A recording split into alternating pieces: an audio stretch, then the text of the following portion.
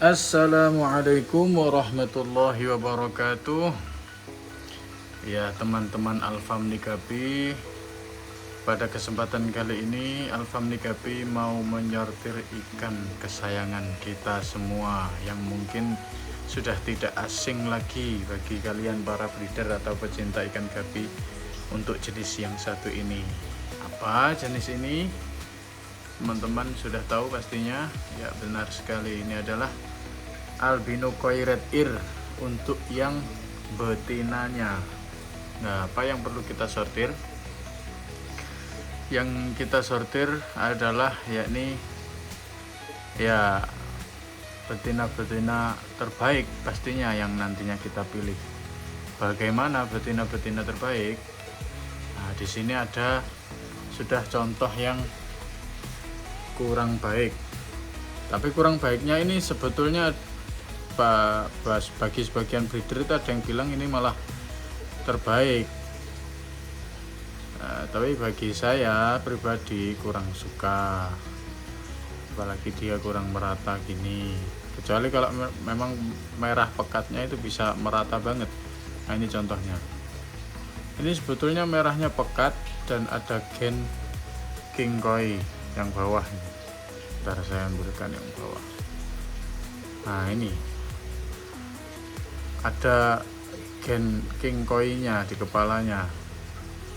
Tapi kenapa saya bilangnya kurang bagus? Satu, karena memang warna merah pekatnya itu benar-benar apa ya, di ekor tuh nggak seberapa merata, apalagi dia ada sobek juga. Jadi yang seperti ini ya tetap saya anggap reject, seperti itu. Padahal dia di kupingnya juga sudah bagus, kupingnya juga pekat. Atau mungkin bisa buat bahan juga, bahan pribadi saya. Pengen tahu juga sebetulnya yang seperti ini nantinya anakannya tuh kayak apa juga pengen tahu, saya belum tahu ini.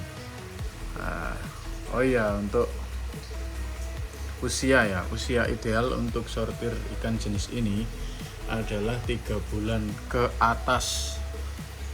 Bisa sangat ke atas, bisa 4 bulan, bahkan 5 bulanan bisa, tergantung nutrisi dan cara rawatan. Karena kenapa? Earnya atau kupingnya ini biasanya kalau hanya di usia 1,5 bulan, 2 bulan setengah itu belum bisa dinilai. Bagus tidaknya itu belum bisa dinilai. Dianya itu belum bisa dinilai. Jadi perlu banyak waktu, makanya ikan ini termasuk jenis ikan yang di gapi itu relatif lebih mahal. Ya alasannya itu tadi, karena memang para breeder merawatnya untuk memunculkan potensi maksimalnya, performa maksimalnya itu lama dia. Otomatis kan butuh operasional pakan yang lebih banyak karena lama rawatannya. Makanya dia relatif lebih mahal. Nah, ini saya nemukan lagi jenis yang saya anggap reject. Kenapa dia ini reject? Ayo teman-teman, ada yang tahu? Jadi bukaan ekornya kurang seberapa bentang, padahal ikannya sehat, bukan gedek. Ikannya sehat, bukaan ekor kurang bentang, terus ekornya cenderung kecil di usia yang padahal relatif sama. Seperti itu teman-teman.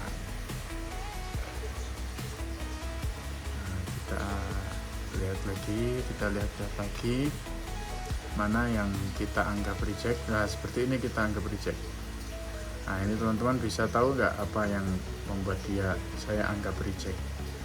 Pertama, warna dorsalnya nggak merata. Yang kedua, earnya dengan usia yang sudah 3 bulan up hanya benar-benar secuil di pangkal. Kalau yang benar-benar secuil di pangkal ini biasanya sampai besar ya, segini merahnya di pangkal. Merahnya di kuping atau di ear. Gak akan dia lebih menutup ke ear, itu gak akan. Karena usianya sudah segitu juga. Terus munculnya cuma benar-benar di ujung pangkalnya ear saja. Nanti kalau ada contoh saya ambilkan saya carikan, coba barangkali ada yang saya maksud bakal nutup. Nah ini nih, ada contoh. Nah ini bakal nutup ini earnya yang kanan belum benar-benar full, ada beningnya. Yang seperti ini masih bisa nutup dia. Dengan usia segini dia sudah separuh keluar ear, enggak separuh sini, sudah hampir full, 3/4, dikit lagi full. Nah yang seperti ini kita tunggu saja. Sama ini tetap nantinya kita pisahkan. Nah ini sudah lebih banyak nih, enggak sekedar hanya pangkalnya saja, ini juga lebih banyak. Dia ada bias-bias ear yang menyamping dari pangkal, itu udah mau mengisi seluruh ear. Nah yang seperti ini tetap kita pisahkan, tetap kita rawat, kita pisahkan, kita satukan dengan yang earnya sudah muncul separuh-separuh seperti itu. Ya tujuannya biar lebih maksimal saja dia nanti pertumbuhan earnya gitu. Jadi kita sekali ini sortir yang benar-benar nggak mau keluar earnya. Contoh seperti inilah, ini yang dikatakan biasanya oleh para pecinta ikan gapi atau breeder ikan gapi itu bilangnya gen red ear. Nah, jadi memang dia diambil dari anakan-anakan red ear, tapi dia nggak berbakat mengeluarkan atau tidak memunculkan ear yang merah. Ini contoh lagi lah, ini malah pangkalnya aja nggak ada ini. Nah ini yang namanya gen red ear. Jadi dia dari genetik red ear tapi nggak muncul earnya, nggak muncul red earnya. Nah ini juga ada lagi. Nah ini.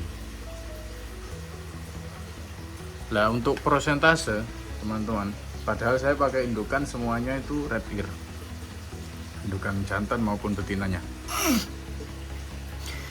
Nah mungkin ini juga jadi alasan kenapa jenis yang satu ini termasuk relatif lebih mahal juga. Selain tadi rawatannya lebih lama, untuk mengeluarkan potensi terbaiknya lebih lama. Lalu prosentase keluarnya red ear juga pada jantan maupun betina itu random teman-teman.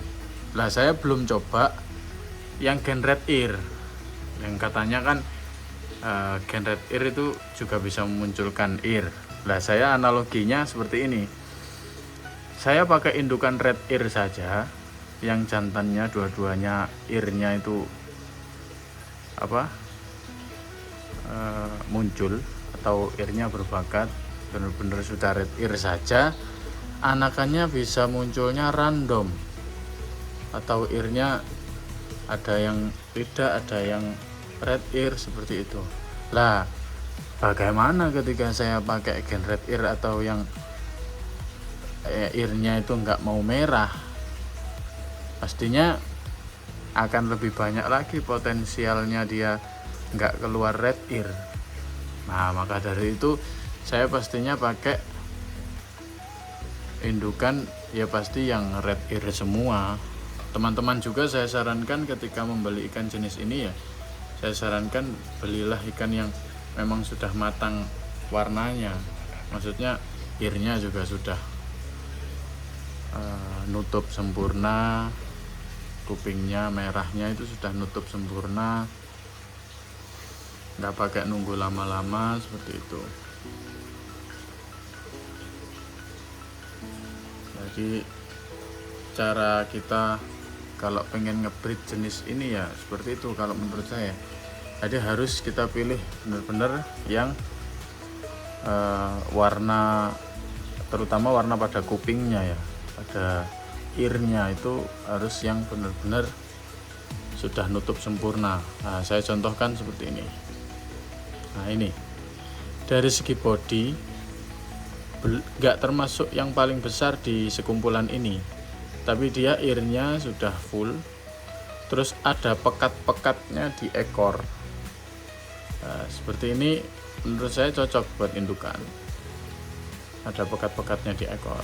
Nah ini juga ada contoh lagi, ini lebih presisi bentukannya. Mana tadi ini ya, aduh stres kan. Nah ini lebih presisi, earnya termasuk merah pekat juga, terus dia rapi lah, bentuk ekornya itu rapi, ada merah pekat di pangkal tapi dia lebih rapi. Nah ini yang menurut saya kalau buat indukan tuh bener-bener cakep dan bagus, seperti itu teman-teman. Nah kayaknya ini sudah ini. Nah ini lagi reject ini bisa kita masukkan ke reject. Ini nggak keluar red ear, udah besar bodinya tapi kok cuma hanya pangkalnya saja yang merah. Nah ini bisa kita tunggu yang seperti ini. Nah yang saya bilang tadi, jadi ear di pangkalnya udah muncul dan ada sedikit bias oren-oren dari pangkal ke kanan kirinya atau ke samping, ke arah luar earnya. Ini sudah ada bias-bias orange-nya ya. Yang seperti ini bisa kita tunggu. Dia bisa nantinya di usia entah 4 bulan, 5 bulan itu bisa nutup. Nah ini yang biasanya kita namakan apa ya, atau saya istilahkan pertumbuhan warnanya lambat, seperti itu. Bukan berarti dia nggak berbakat, earnya merah, berbakat dia. Nggak bisa dibilang nggak berbakat, tapi dia butuh waktu yang lebih lama dibanding teman-temannya, seperti itu. Nah untuk jantan beda lagi teman-teman. Untuk jantan itu 2 bulan sampai 2 bulan setengah itu cukup kita menilai jantan tersebut keluar ear atau berbakat ear merah atau tidak. Itu sudah cukup di usia 2 bulan setengah. 2 bulan sampai 2 bulan setengah itu sudah cukup. Beda dengan betinanya. Nah, kalau betinanya itu memang relatif lebih sangat lama, hampir 2 kali lipatnya. Pernah saya punya red ear itu yang 5 bulan baru benar-benar muncul earnya merah, benar-benar mau nutup sempurna itu 5 bulan.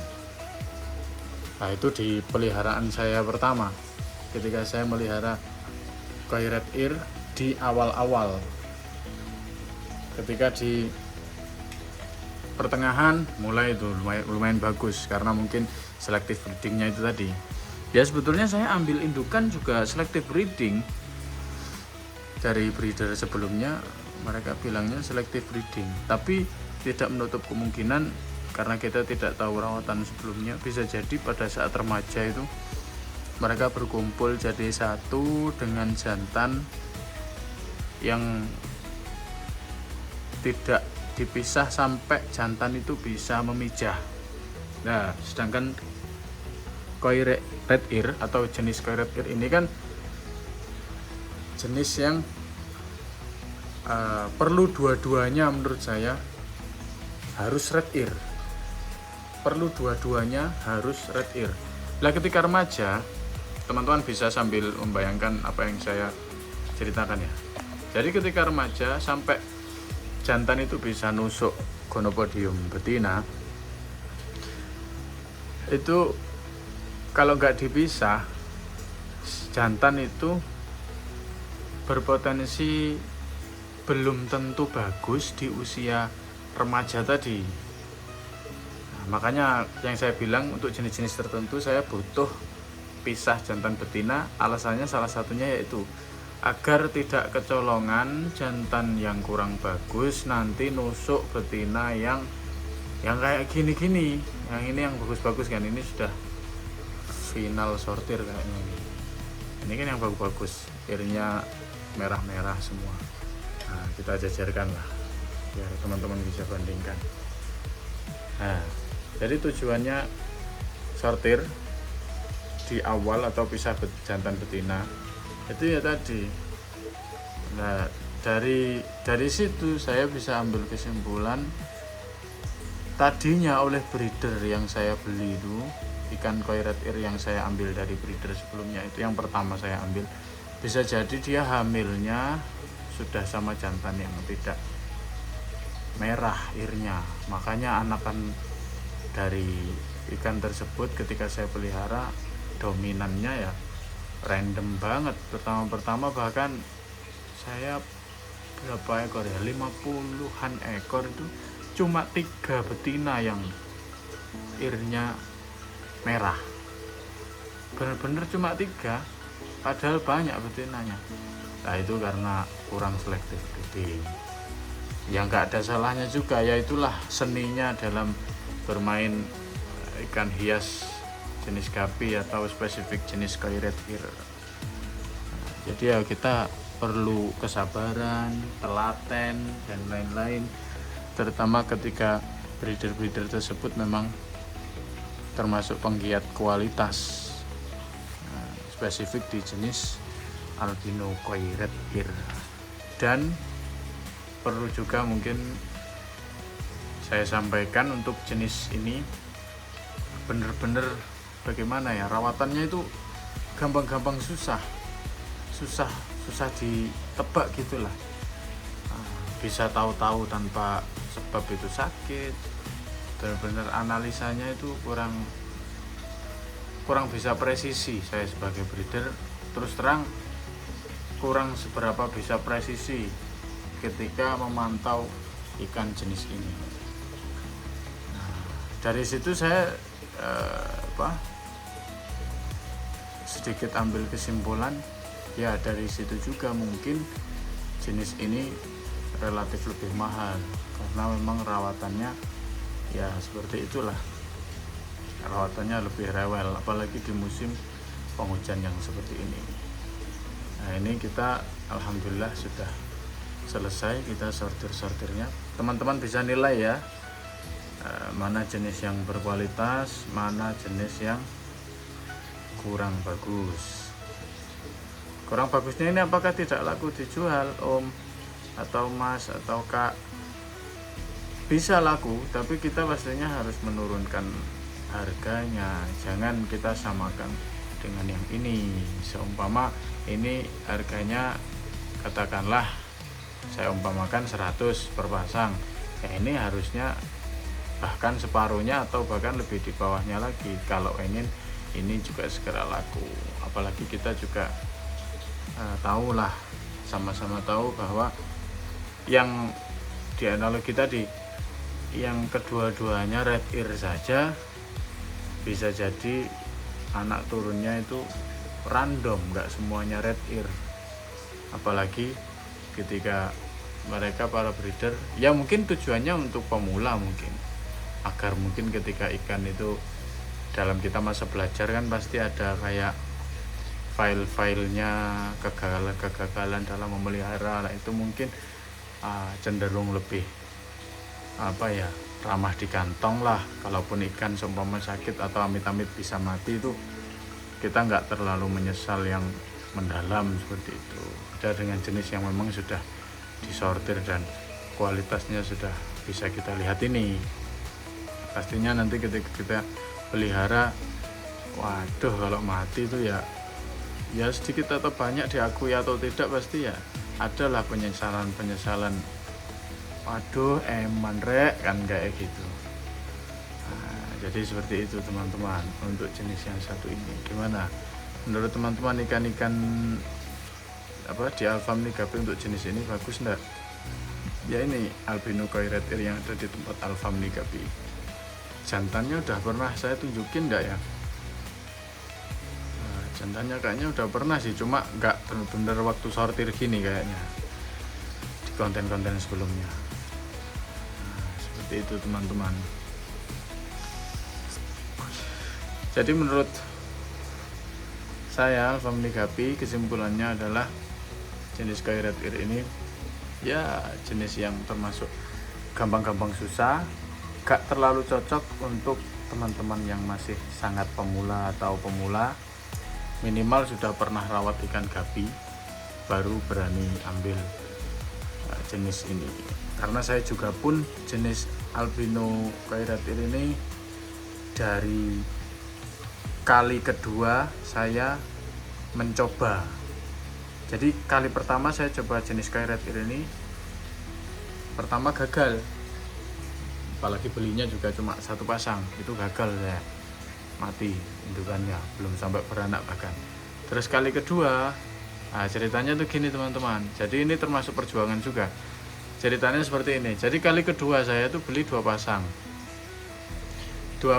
itu yang mati alhamdulillahnya. Bukan berarti saya seneng ikan mati, enggak ya, maksudnya bersyukurnya saya beli dua pasang itu yang mati cuma jantan satu. Nah itu dari dua betina itu beranak lah dia, beranak pertama itu 50 atau 60-an ekor, dia trouble di usia 0 sampai 1 bulanan, banyak trouble dia mati satu persatu. Yang ternyata indukannya juga akhirnya mati juga, yang beranak tadi. Akhirnya saya nggak punya indukan. Dari anakan pertama tadi yang 60 itu sisa cuma hanya beberapa ekor, 5 nggak sampai 10 ekor. Lah dari situ teman-teman, alhamdulillahnya dari 10 ekor tadi tuh kok ada 1 atau 2 betina ya waktu itu, yang irnya bagus. Jadi saya cuma punya berapa betina itu irnya bagus. Jantannya juga alhamdulillahnya juga ada yang merah, ada yang nggak merah, ada yang merah. Lah dari situlah yang mereka beranak ini. Ada lagi juga yang di luar. Jadi sempat mau hampir jatuh itu jenis koi red ear di tempat saya. Hampir jatuh maksudnya ya hampir nggak berkembang.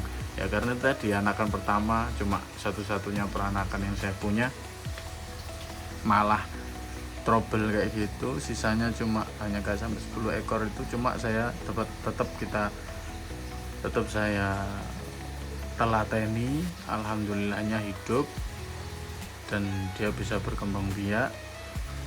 Anakannya inilah dia, seperti itu teman-teman. Jadi agak perjuangan memang untuk jenis ini, dan yang saya sarankan bagi teman-teman yang mau beli jenis ini, jangan momen belajar atau jangan benar-benar momen kalian itu mau coba ikan gapi. Yang kedua, kalau beli jangan satu pasang, apalagi kalau benar-benar satu pasang, satu jantan satu betina, nah itu jangan. Ya masih syukur sih kalau nantinya jantan aja yang mati, betinanya biasanya masih sudah nyimpan sel sperma dari jantan itu. Nah tapi kalau ternyata belum sempat nyimpen, nah kan kita nggak dapat anakannya. Jadi saran saya beli itu minimalnya 2 pasang, atau mungkin 2 betina 1 jantan lah boleh, seperti itu. Karena ya untuk jagaan itu tadi, karena mantaunya jujur lebih susah, mantau jenis ini. Mantau ketika dia mau sakit itu susah, tahu-tahu kelihatan sakit aja, bahkan tahu-tahu mati aja, kayak gitu teman-teman. Jadi ya itu saja mungkin sharing kali ini di Alfamily Gapi untuk jenis koi red ear. Kita sambil sortir ikan tersebut. Kurang lebihnya mohon dimaafkan, dan barangkali ada kritik dan saran bisa tulis di kolom komentar. Mari kita diskusikan bersama di kolom komentar. Akhirul kalam, terima kasih teman-teman. Jangan lupa like, komen, dan subscribe. Wassalamualaikum warahmatullahi wabarakatuh.